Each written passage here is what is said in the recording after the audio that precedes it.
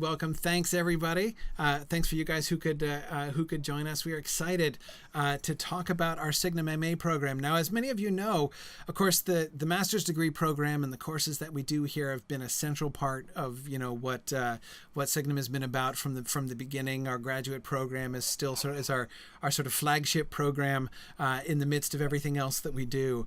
And I wanted to, but I think that some of you. I know that many of you who are with us here today take part in various of our Mythgard programming and stuff, and might not know too much about our grad program and what it is and what happens there. So I wanted to share with you some things from some of the folks that we have here. I know below me here on the Brady Brunch grid here is Serena Higgins, who's the chair of our Language and Lit department. And Serena, we've done a lot of changes to our program in the last year. Our MA program has really kind of grown up a lot in the last 12 months. So you want to sort of talk a little bit about some of the things that we've done and some of the ways in which things have become different in the last year? Sure, absolutely. And I might give a little bit of background too, in case some people aren't sure how it's structured, how the MA works. And of course, those who are here live, feel free to send in questions to us and we'd be happy to answer those. So the MA program has 4 concentrations. So people in the program can choose to get one of these specializations or to just generalize and take a variety of courses. So the concentrations are in Tolkien studies, in imaginative literature, which includes science fiction, speculative fiction, and so forth, in Germanic philology, the languages behind a lot of Tolkien's literature and others, and the classical medieval Renaissance concentration.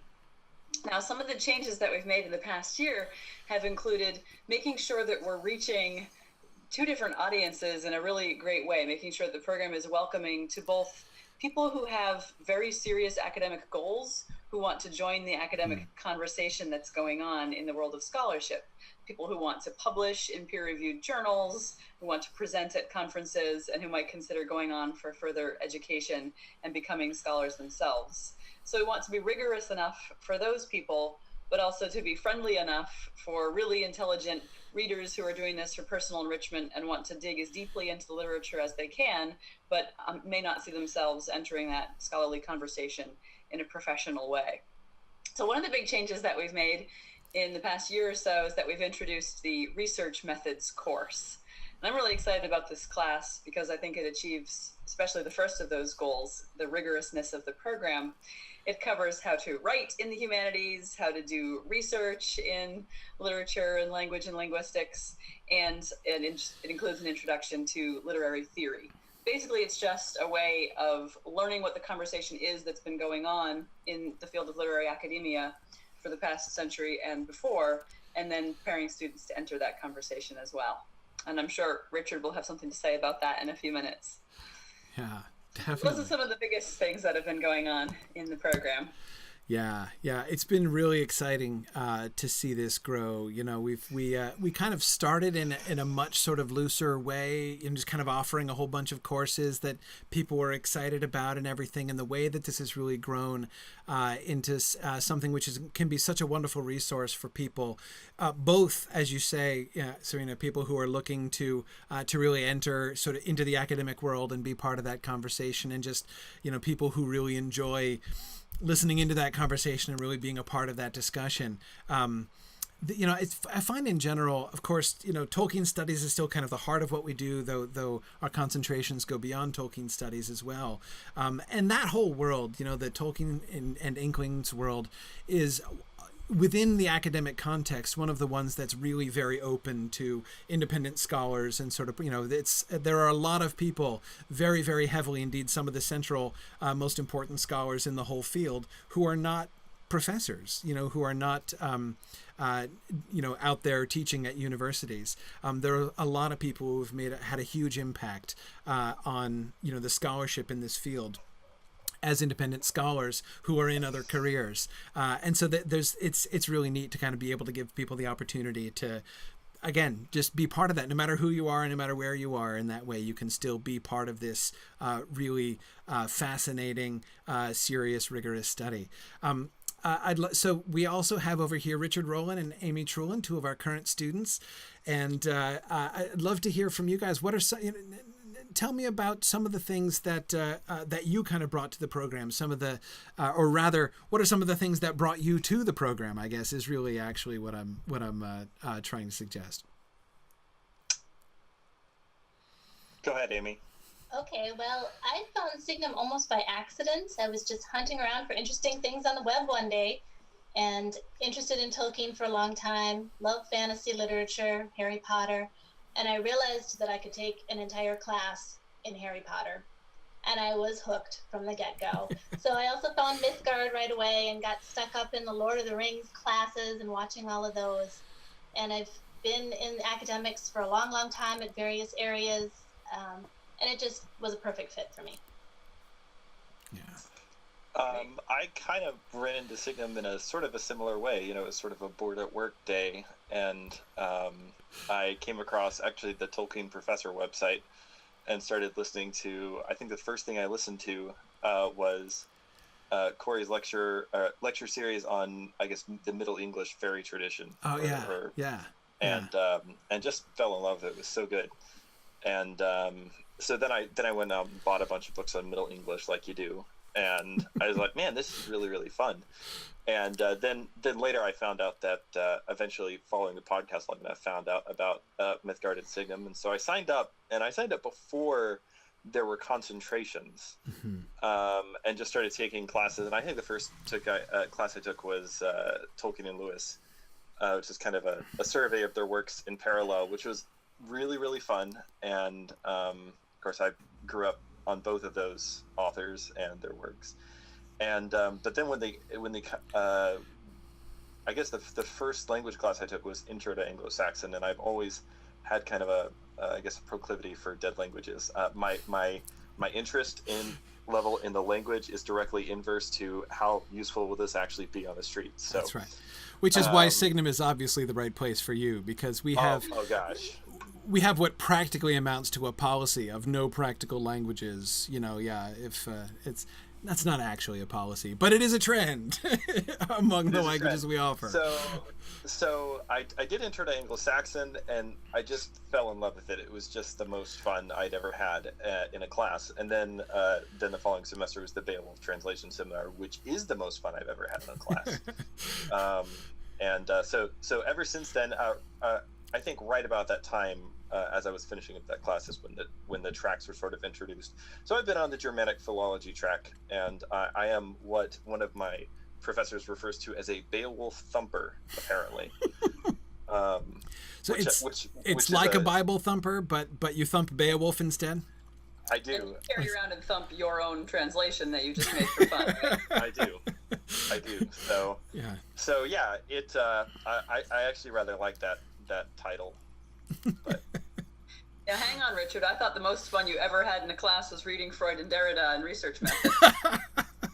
I mean, do we want this panel to be more like Richard rants for 25 minutes? Or... No, but I'll just jump on that to say, we're talking about the things that brought us into it, and then I would also be interested in hearing a little bit of what you're going to take out of it. Does either of you have a thesis idea you want to share, or maybe just a super quick snippet of what you think you might want to do with this in the future? Well, I am hoping to go on for my doctorate. I'll be applying next year, and hopefully being able to start the year after. I know how competitive it is, but I'm sure going to give it a shot. And I'm hoping to go on in medieval studies, in English with medieval studies focus, especially the Old English also, which I'm taking Beowulf right now and loving it as much as Richard does. So that's where I want to head. And Signum is helping me do that. The research method class that I'm taking right now is giving me a really solid foundation in the criticism and the theoretical ends of these things, and the profession that I need to know to get going in this. Yeah. I would sort of describe research methods like, in research methods, I would say any person, it doesn't matter who you are, like what your point of view about these things is, you will encounter ideas and research methods where you'll be like, I'm just going to flip a table now. And that's okay, right? Because you need to sort of I think what research methods is sort of doing is teaching you to speak the language and at least know where other people are coming from. And that's certainly, Amy and I are actually study partners in research methods. And I feel like, well, I was out of town all week, so I wasn't a very good study partner this week. But for me, I'm planning on, I would like to go on to work on a PhD eventually. I think that my wife might have something to say about that being next year. But for my thesis project, I have two options, which I've described as the Jane and Elizabeth Bennet options. Anyway, the Elizabeth Bennet option, which is the one I think I'm going to end up going with, is going to be a, Folk describes philology, which is the track I'm doing, as kind of it's not just a discipline, it's a combination of disciplines, and it's basically all the disciplines you need to take a manuscript and get it to a reader, And so what I am planning on trying to do is basically a digital layered text of a comparison of a passage from Haravar Saga in a couple of different from a couple of different manuscripts, and basically it would be digitally set up so you could look at the base layer, which would be the actual manuscript, and then XML. There's a way you can use XML and a bunch of other things that I do as a software developer for my day job, where you can layer the text so that a student could look at the manuscript level, then they could look at a diplomatic edition, then they could look at a normalized edition, then they could look at a modern English translation. They could see those things side by side. And so my goal would be to create something which the Signum language program could then use to help future students. So. And this is really on the cutting edge. The digital humanities is where it is right now, talking across the disciplines and using the technological tools that are available and so forth. So this is beautiful because I'm hoping to equip our students to enter the conversation that's happening right now, but then also I have big dreams of how Signum students can then change the conversation and push it in different directions and take some of the fields that maybe haven't been seen as being quite as respectable because they haven't been as rigorous yet, and pouring really high quality work into that and being able to have the conversation with other people who maybe haven't considered some of these fields before. Yeah. So that's really great. I thought it wouldn't be a bad idea for us to mention sort of what resources are available and what the community is like in an online school. So I'll mention some of the resources and things that we have to enable our students to succeed. And then if each of you has something you want to share. I wanted to mention that we've just recently opened a very exciting program that we're calling the Writer's Forge, which is a writing tutorial service for students. So students can hire members of the faculty and other writing tutors in half-hour sessions to work on really sort of fundamental writing skills. In your classes, of course, your precepting professor works with you on an individual paper, your idea, your sources, and so forth. But if someone has like broader writing needs, they can go to the Writer's Forge and work on that. I also wanted to clarify that that's different from a sort of a separate Mythgard related creative writing community that exists. So people who are interested in poetry and creative fiction and nonfiction, there is a venue for that, but it's not through the graduate school. Someday we hope to open a creative writing program, but we don't have that yet. So just super quickly, if you each want to tell us like just one resource or sort of element of community that's been available to you. Great. Amy? I'm always happy with the library, of course. Libraries and I get along well, and Signum's got a great start on a library. We have Project Muse. We've got some great digital resources. The research guides are amazing that our librarians have put together for us with all the sources that we can just click on very easily and find things that we need. I have been so happy with. It's been one of the biggest changes over the last couple years has been the development of our library resources. That was always one of the things which was like a big theoretical challenge from when I sat, when we started founding Signum and starting it out, the question was, well, what are you going to do for a library? How are you going to be able to give your graduate students the resources that they're going to need? And you have to be creative. But we have a team of librarians who have been wonderful. They do a great job of, and they've built a really, frankly, a very innovative thing in this, to sort of taking this challenge of how do you give online students everywhere around the world the kind of resources that they need. And I've been so excited. And of course, it's one of the things on the fundraising theme, one of the things that you guys, our donors, have helped to make possible is a library. It doesn't cost that much, but it costs more than we used to be able to afford. So it's very exciting to be able to have that subscription to those academic databases. Yeah. I mean, we have Project Muse is amazing. We have it's really great resources. And the librarians have been working now on archiving the theses of our graduated students. So anyone who's working on a thesis now or wants to know, like, what is a thesis like, through our library, you can access all the previous theses and see what's been done. Yeah. Richard, just quickly, one resource or element of community? I think that the biggest thing for me has been the relationships that I've formed with professors, specifically preceptors.